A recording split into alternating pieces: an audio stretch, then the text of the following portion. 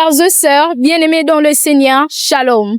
Nous vous signalons que nous continuons avec notre programme de 35 jours dénommé Belelanga, deuxième édition. Sur ce, vous tous qui êtes encore à la maison, vous qui avez des problèmes, vous qui avez des questions, vous qui avez des préoccupations, venez prier avec nous et l'Éternel ne manquera pas à vous faire du bien. Nous vous signalons ensuite que nous continuons avec notre orateur qui est le deuxième, l'apôtre Dandy Makungu. Suivez. Bonsoir, apôtre Dandy. Bonsoir, merci. Nous espérons que vous allez bien grâce à Dieu. Oui, Dieu nous fait grâce, ça va.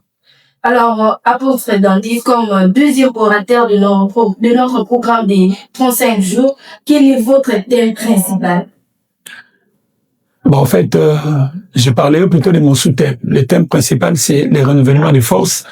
Et le sous-thème qui m'a été donné, c'est la place et le rôle de la prière dans les renouvellements des forces. La place et le rôle de la prière dans le renouvellement de la force. Alors, votre message a certainement des points clés. Quels sont les points clés de votre message? Nous voulons dire... En fait, nous voulons parler sur l'importance, comme je l'ai dit, le rôle que la prière est appelée à jouer pour nous aider non seulement à renouveler, mais aussi à pouvoir conserver notre foi, bien notre force, mais aussi à pouvoir les développer, c'est-à-dire l'amener plus loin. Alors, nous insistons sur certains faits, certaines réalités qui font que facilement les hommes de Dieu, les enfants de Dieu, les disciples de Jésus-Christ arrivent quand même à perdre la foi. C'est une expérience de tout le monde. Si on rentre dans la Bible, presque tous les héros de la foi, il est arrivé quand même à un certain moment que les moments de crise arrivent. Et nous voyons dans la Bible que la prière a toujours été une solution, un remède pour pouvoir surmonter les temps difficiles, pour pouvoir conserver sa force ou développer sa force, et ce qui nous permet d'aller jusqu'au bout dans l'accomplissement de la mission que le Seigneur nous a confiée. D'accord. Après avoir prêché le peuple de Dieu, le peuple de Dieu a dit à la message essentiel. Message essentiel, il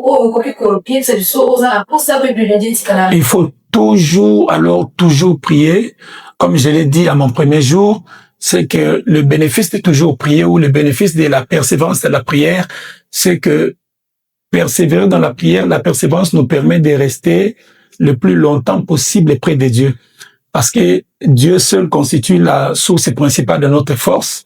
Donc, nous sommes appelés. En fait, nous voulons dire que nous ne pouvons rien sans Dieu. Or, la première fonction de la prière, c'est de nous amener à Dieu, qui est notre principale source de force. Donc, si nous voulons aller loin, si nous voulons conserver notre foi jusqu'au bout, pas seulement par rapport à la réalité, à Mokili Otozali, mais qu'on batte la condamnation jusqu'à ce que le Seigneur revienne, nous sommes appelés à demeurer dans la présence du Seigneur. C'est là que se trouve notre force.